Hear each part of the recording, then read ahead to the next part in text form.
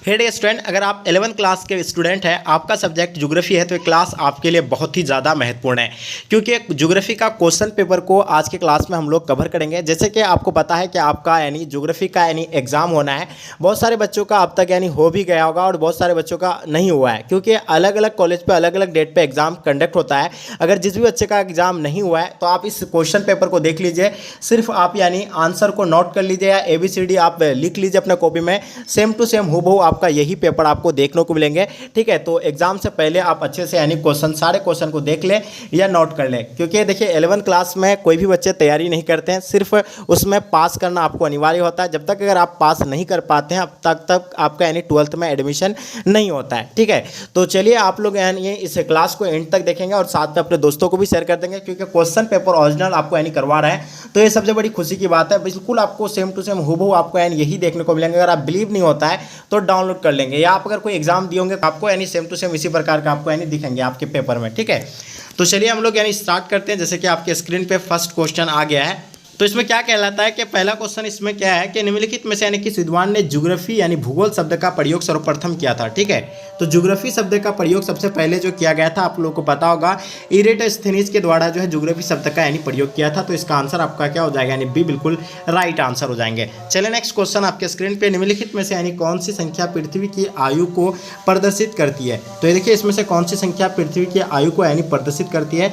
तो बिल्कुल आपको पता है 46 करोड़ यानी 46 करोड़ वर्ष ये जो है ये पृथ्वी की आयु को यानी प्रदर्शित करता है। तो इसका आंसर आपका बी बिल्कुल राइट आंसर हो जाएंगे। ठीक है, नेक्स्ट क्वेश्चन आपके स्क्रीन पे क्वेश्चन नंबर तीसरा क्या कहलाता है कि निम्नलिखित में से यानी किस सिद्धांत ने ग्रहों के आकार का सर्वोत्तम यानी स्पष्टीकरण होता है। तो बताइए 3 नंबर क्वेश्चन, निम्नलिखित में से यानी किस सिद्धांत के आकार का सर्वोत्तम स्पष्टीकरण होता है। तो ये आपको पता है निहारिका होगा या नवतारा या आपका ज्वारीय या ग्रहाणु।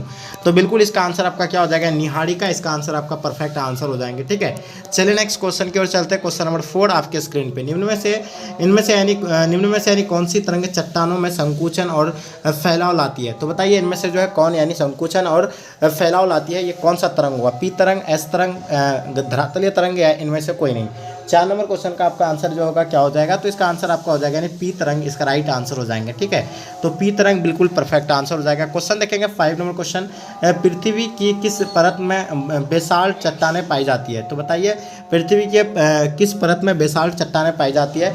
5 नंबर क्वेश्चन का आपको यानी आंसर बताना है। तो इसका आंसर आपका जो हो जाएगा इनमें से कोई नहीं, इसका राइट आंसर हो जाएंगे। ठीक है, चलिए नेक्स्ट क्वेश्चन की ओर चलते हैं। क्वेश्चन नंबर 6 क्या कहलाता है, यानी आदि नूतन युग इनमें से यानी कौन सा महासागर बना है। ठीक है, यानी आदि नूतन युग में इनमें से कौन सा महासागर जो है बना है, हिंद महासागर बना है, प्रशांत महासागर, आर्कटिक महासागर, अटलांटिक महासागर। तो इसका आंसर की अगर बात करें 6 नंबर क्वेश्चन का, तो इसमें से भूमध्य सागर बना है, बट यहाँ आपका आंसर दिया हुआ नहीं है, इसलिए इसका आंसर जो है मतलब ये जो आपको यानी कोई भी इसमें से टिक कर देंगे आपका आंसर करेक्ट हो जाएगा क्योंकि भूमध्य सागर बना है बट यहाँ ऑप्शन में दिया हुआ नहीं है। क्वेश्चन नंबर 7 देखेंगे, प्लेट विवर्तनिक शब्द का प्रयोग सर्वप्रथम किसने किया था। बताइए प्लेट विवर्तनिक शब्द का सर्वप्रथम प्रयोग जो है किसने किया था, WG मॉर्गन, ला पिकॉन या आपका यानी तुजो विल्सन या आपका यानी हंडी हैस। तो इसका तुजो विल्सन इसका राइट आंसर हो जाएंगे। Tuzo Wilson option C perfect answer हो जाएंगे। चलिए क्या होगा, भू संचलन किस में उत्पन्न होता है। बताइए भू संचलन जो है इसमें से यानी किस में उत्पन्न होता है, ये आपको बताना है। 8 नंबर क्वेश्चन बहुत इंपॉर्टेंट क्वेश्चन है। ठीक है, तो ये 8 नंबर इसका जो आंसर की अगर बात करें तो ये बिल्कुल सी राइट आंसर हो जाएंगे। ठीक है, ये पृथ्वी के अंतर्गत बलों से यानी बिल्कुल सी राइट आंसर हो जाएंगे सभी क्वेश्चन। सॉरी सर, 9 देखेंगे, भूपृष्ठ के नीचे पिघली चट्टानों के कुंड को यानी क्या कहते हैं। तो इसको जो है क्या कहा जाएगा, 9 नंबर क्वेश्चन का आपका आंसर क्या हो जाएंगे। तो बिल्कुल इसका आंसर आपका हो जाएगा क्या, यानी मैग्मा, यानी मैग्मा कहा जाएगा। इसका आंसर आपका बी राइट आंसर हो जाएंगे। ठीक है, चलिए नेक्स्ट क्वेश्चन की ओर चलते हैं। क्वेश्चन नंबर 10 क्या कहलाता है कि भूकंप का मूल कारण क्या है। देखिए भूकंप का मूल कारण जो है क्या है, समुद्री तटों पर भगवान तट, ये पहाड़ों पर भागों में भूस्खलन होना बिल्कुल नहीं, हिम पिंडों का खिसक कर गिरना ये भी नहीं आपका, यानी भूपृष्ठ पर प्लेटों का टकराना या खिसकना, यानी इसका आंसर आपका जो है बी बिल्कुल डी जो है राइट आंसर हो जाएंगे। चलिए नेक्स्ट क्वेश्चन 11 नंबर क्वेश्चन है, एक गहरी घाटी जिसकी विशेषता सीढ़ीनुमा खड़े ढाल होते हैं किस नाम से जानी जाती है। तो बताइए गॉर्ज, यू आकार की घाटी या आंधी घाटी या कैनिन। तो बताइए 11 नंबर क्वेश्चन का आपका आंसर क्या हो जाएंगे, तो इसको जो है कैनिन कहा जाएगा, इसका राइट आंसर कैनिन बिल्कुल परफेक्ट आंसर हो जाएंगे। चलिए क्वेश्चन स्लेट किसका रूपांतरित रूप है, तो स्लेट जो है क्या है, चट्टान का है, तो यहाँ बालू पत्थर दिया हुआ है तो इसका आंसर आपका बालू पत्थर माना जाएगा, तो इसका आंसर आपका सी राइट आंसर हो जाएंगे। लेकिन इसका स्लेट किसका मतलब रूपांतरित होता है, वो पत्थर इसका होता है, मतलब क्या बोलते हैं, चट्टान का होता है। इनमें से यानी कौन सा अपरदन का कारक नहीं है, ये बताइए इनमें से कौन अपरदन का कारक नहीं माना जाएगा। देखिए समुद्र लहर जो है अपरदन का कारक माना जाएगा, वर्षा भी जल या तेज़ धूप या तेज़ हवा। तो देखिए इसमें से जो है अपरदन का कारक जो है मतलब तेज़ धूप नहीं होगा, ठीक है, धूप से कोई मिट्टी है मतलब मिट्टी का अपरदन नहीं होने वाला है, लेकिन हवा से होता है मिट्टी का अपरदन, वर्षा से होता है, समुद्र के लहर से भी होता है, ठीक है, लेकिन इससे जो है नहीं होता है तेज़ धूप से, तो इसका आंसर तेज़ धूप राइट आंसर हो जाएंगे। 40 नंबर क्वेश्चन, गंगा का मैदान किस प्रकार का मैदान है, बताइए गंगा का मैदान जो है किस प्रकार का मैदान है, जलोढ़, पवनों, समतल प्राय या हिमानी घर्षित। तो इसका आंसर की अगर बात करें 40 नंबर क्वेश्चन का, तो इसका आंसर आपका हो जाएगा समतल प्राय, यानी ऑप्शन आपका डी बिल्कुल राइट आंसर हो जाएंगे। मतलब हिमानी अपरदन से निर्मित आकृति कैसा है, नूनाटक है या यानी कंकागिरी है या ड्रमिलिन है या मोडेन है, तो बताइए इसका आंसर क्या हो जाएगा। 50 नंबर क्वेश्चन की अगर आंसर की बात करें तो इसका जो आंसर आप लोग को बताना है, इसको छोड़ देते हैं क्योंकि 70 क्वेश्चन आपसे पूछा जाएगा जिसमें से आपको यानी फिर 35 का ही आंसर देना है, तो उसको छोड़ देते हैं हम लोग। क्वेश्चन नंबर 16 देखते हैं, वह वायुमंडलीय परत जो मानव जीवन के लिए महत्वपूर्ण है, तो वो जो है उसको क्षोभ मंडल कहा जाएगा, क्षोभ मंडल इसका आंसर आपको देना है, ठीक है। क्वेश्चन देखेंगे 17 नंबर क्वेश्चन, सर्वाधिक तापमान कब अंकित किया जाता है। देखिए सर्वाधिक तापमान जो है 2 बजे से लेकर यानी कितना बजे तक, यानी 2 से 4 बजे तक यानी माना जाता है, लेकिन यहाँ 2 बजे एकदम बिल्कुल परफेक्ट इसका आंसर आप दे सकते हैं, ठीक है, ऑप्शन सी राइट आंसर हो जाएंगे। चलिए क्वेश्चन देखेंगे आपके स्क्रीन पे, क्वेश्चन नंबर 18 देखेंगे क्या गलता है आपके समक्ष आपके स्क्रीन पे, ठीक है। 18 नंबर क्वेश्चन, निम्नलिखित में से यानी कहाँ पर दिन या रात सबसे बड़ा होने रखता है, यानी दिन रात सबसे बड़ा होता है, ठीक है, तो ये कर्क रेखा पर या विष्णुवत रेखा पर, तो ये जो होता है आपका यानी ध्रुव पर होता है या कहाँ पर होता है, तो बिल्कुल इसका ध्रुव पर आंसर हो जाएगा।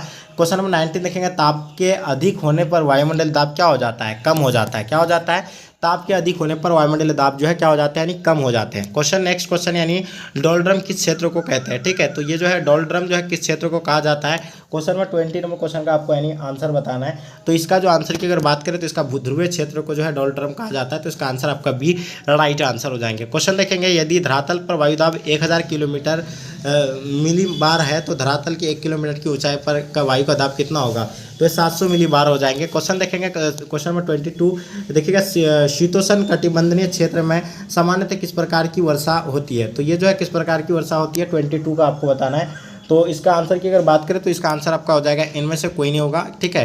क्वेश्चन देखेंगे 23, इनमें से यानी किसने जलवायु का वर्गीकरण सर्वप्रथम किया था, तो देखिए जलवायु का वर्गीकरण जो है यूनानी भूगोलवेत्ता जो सबसे पहले किया था, तो इसका आंसर आपका यूनानी भूगोलवेत्ता राइट आंसर हो जाएंगे। कर्क रेखा या मकर रेखाओं के मध्य स्थित क्षेत्र को कहलाता है, क्या कहलाता है, तो इसको जो है क्या कहलाएंगे, जल्दी बताइए। 24 नंबर क्वेश्चन जल्दी बताएंगे, तो इसका आंसर की अगर बात करें तो इसका आंसर आपका जो हो जाएगा यानी उष्ण कटिबंधन हो जाएंगे, ऑप्शन आपका बी राइट आंसर हो जाएंगे। क्वेश्चन 25 देखेंगे, निम्नलिखित में से कौन सबसे छोटा महासागर है, तो बिल्कुल आपको बताया आर्कटिक महासागर जो है सबसे छोटा महासागर, प्रशांत महासागर सबसे बड़ा महासागर है, ठीक है। क्वेश्चन देखेंगे, मालगामी द्वीप किस महासागर में स्थित है, तो ये जो है आर्कटिक महासागर में स्थित है, तो इसका आंसर आपका सी बिल्कुल परफेक्ट आंसर हो जाएंगे। 26 का आपका यानी सी बिल्कुल राइट आंसर हो जाएंगे, ठीक है, नहीं सॉरी ये जो होगा हिंद महासागर, सॉरी ये जो होगा हिंद महासागर हो जाएंगे। चलिए क्वेश्चन आपके स्क्रीन पे, प्रति सशस्त्र क्विंटल सागरी जल में कितना नमक घुला रहता है, 35 क्विंटल, यानी इसका आंसर आपका करेक्ट हो जाएंगे। प्रशांत महासागर की औसत गहराई कितना होता है, तो 14,000 किलोमीटर होता है, बट यहाँ ऑप्शन में दिया हुआ नहीं है, तो इसको हम लोग छोड़ देते हैं। क्वेश्चन देखिए, महासागरीय जल के ऊपर एवं नीचे गति किससे संबंधित है, देखिए महासागरीय जल की ऊपर एवं नीचे गति किससे संबंधित है, तरंग से है, ज्वार से है, तो इसका आंसर आपका जवार से हो जाएंगे, तो इसका आंसर आपका क्या हो जाएगा, जवार राइट आंसर हो जाएंगे। चलिए क्वेश्चन देखिए, परिक्रमा काल में चंद्रमा के भाग को पृथ्वी के सामने दोबारा आने में कितना समय लगता है, ठीक है, तो चलिए बताइए, इसका कमेंट करके बताएंगे। इस क्वेश्चन को छोड़ते हैं, नेक्स्ट क्वेश्चन को हम लोग देखते हैं। 31 नंबर क्वेश्चन, सागरीय मछलियाँ में पर्याप्त मात्रा में उपलब्ध जो होता है यानी क्या होता है, इनमें से कोई नहीं होगा, ठीक है। क्वेश्चन देखेंगे, निम्नलिखित में से यानी किसे भविष्य के संसाधन का भंडार कहा गया है, तो वन को जो है भविष्य का संसाधन का भंडार कहा गया है। चलिए, विश्व पर्यावरण दिवस कब मनाया जाता है, तो हम लोग जानते हैं कि विश्व पर्यावरण दिवस जो है 5 जून को मनाए जाते हैं। कब मनाए जाते हैं, 5 जून को। इनमें से कौन जीवमंडल को प्रदूषित कर रहा है, तो जीवमंडल को जो है प्रदूषित जो कर रहा है, सबसे अधिक प्रदूषित जो फैलता है ये औद्योगिक से जो है सबसे अधिक यानी प्रदूषित होता है, कल कारखाना फैक्ट्री से जो है क्या हो रहा है यानी प्रदूषित हो रहा है, ठीक है। कौन यानी अंडज नहीं देता है। देखिए इनमें से कौन जो है अंडा नहीं देता है, ठीक है। तो मतलब सांप जो है अंडा से ही मतलब जनन करता है, मछली भी अंडा से ही करता है, गिलहरी जो है अंडा से नहीं करता, तो इसका आंसर आपका गिलहरी राइट आंसर हो जाएंगे, ठीक है। क्योंकि कबूतर भी जो है अंडा से ही करता है, तो इसका आंसर आपका गिलहरी राइट आंसर हो जाएंगे। भारत में वन्य जीव सुरक्षा अधिनियम किस वर्ष पारित हुआ था? तो भारत में वन्य जीव सुरक्षा अधिनियम जो है 1972 में पारित हुआ था। कब हुआ था? यानी 1972 में पारित हुआ है, तो राइट आंसर 1972 राइट आंसर हो जाएंगे। निम्नलिखित में से यानी कौन सा अक्षीय विस्तार भारत के सबसे संपूर्ण भूमि के विस्तार में प्रासंगिक है? तो बताइए, इसका हो जाएगा आपका यानी मतलब क्या हो जाएगा 5645 से 37 तो इसका आंसर आपका डी जो है बिल्कुल राइट आंसर हो जाएंगे। चलिए क्वेश्चन नंबर आप देखिए, निम्नलिखित में से यानी कौन सा देश क्षेत्रफल से भारत में बड़ा है? तो देखिए चीन जो है बड़ा है भारत से, ठीक है। तो इसका आंसर आपका चीन राइट आंसर हो जाएंगे। देखिए भारत का क्षेत्रफल कितना है? तो आप हम लोग को पता है कि भारत का क्षेत्रफल जो है 32,87,263 किलोमीटर में, तो इसका आंसर आपका बी बिल्कुल राइट आंसर हो जाएगा, 32,87,263 वर्ग किलोमीटर, ठीक है। चलिए नेक्स्ट क्वेश्चन, मैकमोहन रेखा जो है क्या है? देखिए मैकमोहन रेखा भारत और चीन के ये मध्य बीच की रेखा है, तो इसका आंसर आपका ए बिल्कुल राइट आंसर हो जाएगा। और ये कहाँ पे है? चीन में, मतलब अरुणाचल प्रदेश में। निम्नलिखित में से यानी किस राज्य में लोकटक झील स्थित है? तो लोकटक झील जो है कहाँ पे स्थित है? मणिपुर में स्थित है। मणिपुर में जो है लोकटक झील स्थित है, तो मणिपुर इसका आंसर आपका यानी बिल्कुल परफेक्ट आंसर हो जाएंगे। चलिए नेक्स्ट क्वेश्चन की ओर चलते हैं। भूवैज्ञानिक ऐतिहासिक दृष्टि से सबसे प्राचीन पर्वत जो है कौन सा है? तो आपको हम बता दें कि आपको क्या करना है, 70 ऑब्जेक्टिव रहेगा, जिसमें से यानी 35 ही ऑब्जेक्टिव का आपको यानी आंसर देना होता है। तो आपका तो हम 35 के आपको तो 40 तक करवा दिए हैं, तो आपको मात्र 35 का ही आपको देना है। तो आगे हम लोग को बता करके कोई फ़ायदा नहीं है, ठीक है। बेमतलब का इतना टाइम वेस्ट करके कोई फ़ायदा नहीं है, ठीक है, क्योंकि आपको 70 तक ही देखना है। अब जो हम इसका सब्जेक्टिव को भी लेकर के आ रहे हैं, बस इस वीडियो को आप लोग को लाइक करके बहुत ज़्यादा से ज़्यादा आप लोग को शेयर करना है, तब जो हम आपको यानी सब्जेक्टिव का वीडियो भी प्रोवाइड कर देंगे। बस कुछ नहीं करना, जा करके आराम से आपको रिलैक्स होकर लिख लेना है सिर्फ, ठीक है। तो चलिए यहीं तक एंड करते हैं। जब तक के लिए जय हिंद, जय भारत।